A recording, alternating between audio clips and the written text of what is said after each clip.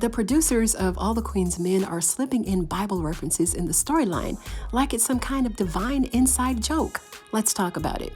Today we're going to focus on Madam and her arch-nemesis Raphael Damascus. First off, the last name Damascus, really? If you've ever stepped foot in a church or even overheard a sermon while flipping through the channels, you'd probably heard about the city of Damascus. The city of Damascus is legendary. That's where Paul had his life-changing encounter with Jesus. One second, Paul is out here persecuting Christians, and then the next, he's seeing the light. And then he started his journey as one of Jesus's most famous apostles. Paul was blind, bewildered, and baptized. The guy goes from sinner to saint in record time, all thanks to a little pit stop in Damascus. But Concierge's road to Damascus, oh, it's a very different kind of journey altogether. His road to Damascus involved sleeping with Madam, getting his wife killed, and then sparking an all-out war. And I'm not saying that it's the same journey as Paul's, but let's just say that Concierge's road didn't exactly lead to salvation, not at all. But when Madam killed Concierge's wife, that ignited a war that's been spiraling out of control ever since. Their family members are dropping like flies, and the body count keeps climbing. Now, here's the thing. In the Bible, after Paul's moment of clarity, he was then baptized by a man named Ananias, who's a citizen of Damascus. But for Concierge, let's just say that there is no Ananias here to save him. And instead of spiritual redemption, Concierge is getting a front row seat to Madam's masterclass in vengeance. And instead of escaping the city like Paul did, the Concierge is stuck in this cycle of chaos.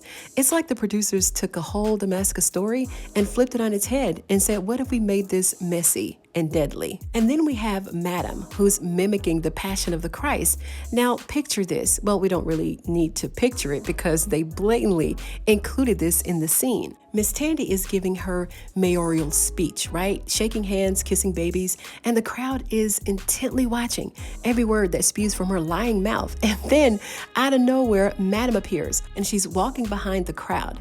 And if you've ever seen The Passion of the Christ, you know this scene is eerily similar. You know, the one where they were beating Jesus. The visual parallel here is so striking. I had to pause and rewind just to make sure that I wasn't imagining it. I mean, Madam's not carrying the creepy little baby, but the energy, oh, it's there. Yeah, and that's what it's giving. Now, I'm not saying that the producers are mocking Jesus, but let's be real. The audacity of this scene, Madam taking on the role of Satan, I mean, it's bold, it's provocative, it's low-key genius, because Madam and Satan, they have a lot in common. And you guys know, I carefully take notice of everything going on in the scene, and because this was intentional, it's one that's impossible to ignore.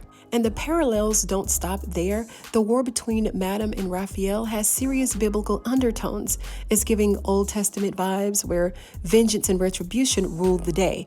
Think about it. Madam kills Raphael's wife, which sets off this chain reaction of violence. Concierge's father-in-law gets involved, and suddenly it's an all-out blood feud. And the levels of betrayal and brutality are Shakespearean and maybe even biblical. Remember the story of Cain and Abel? One act of violence spirals into generational consequences. Now, that's exactly what's happening here, except instead of the Garden of Eden, we've got strip clubs and other stuff. And let's not forget the sheer pettiness of it all. Madam and Concierge aren't just enemies, they're two people who know exactly how to hurt each other. It's not enough to just take someone out. They're going for the people that each other cares about, right? It's like they're playing a twisted game of chess where every move is designed to cause maximum pain. The Bible might preach forgiveness, but in All the Queen's Men, forgiveness is off the table. And here it's all about revenge. So did you catch these biblical Easter eggs? Did the name Damascus set off any alarm bells? Did Madam's Satanesque strut behind the crowd make you do a double take? And if you did notice, how do you feel about it? Are the producers being clever, or are they tiptoeing into sacrilegious territory? Personally, I think it's a little bit of both. They're taking these well-known biblical stories and twisting them to fit into this over-the-top world of power, betrayal, and violence. It's audacious, and honestly, it's quite brilliant. But let's keep it real. I mean, this show isn't exactly Sunday school material. It's gritty, it's messy, and it's downright scandalous. So maybe these biblical references are just another layer of the drama, just a way to add complexity to a show that thrives on chaos. But let's just take a moment to appreciate the sheer nerve of this show. Madam is out here running a criminal empire, taking no prisoners, and Concierge is just trying to keep up. But to be honest, he's out of his league. He's really no match to Madam. Their dynamic definitely is electric, and the biblical undertones just add another layer to their already complicated relationship. So what's next for Madam and Concierge? Will they continue down this destructive path, or will there be a road to Damascus-style redemption for either of them?